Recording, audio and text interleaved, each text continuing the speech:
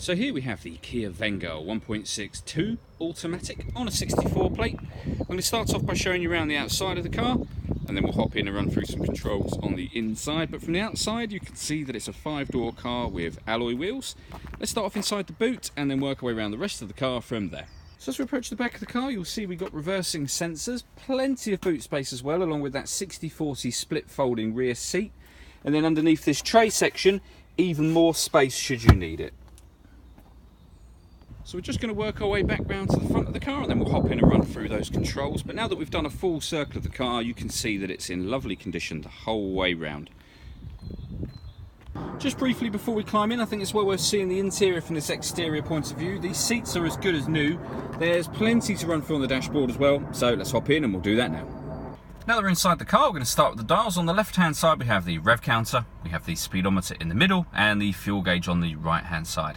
You can see the total miles of this car are 8,049. To the left hand side of that, it will show you what gear this car is currently in. As it's an automatic, it will show that we're in P for park.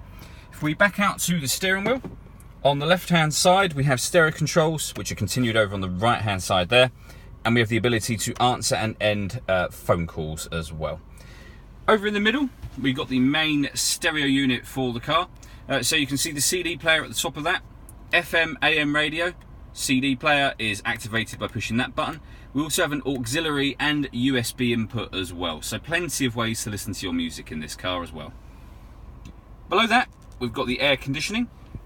So this inner dial, if you like, will determine the fan speed, the outer dial, the temperature, and then the buttons on the outside of that will determine where within the car you would like the air to be distributed. We can lock the car doors from the outside with the deadlocks, and then at the top here we've got the button to turn on the air conditioning, and off again of course. It's on at the moment. You can turn it off like that. You can recirculate the air that's already in the car, or it will bring in fresh air from the outside, and then we have your rear heated screen and obviously hazard warning lights just there.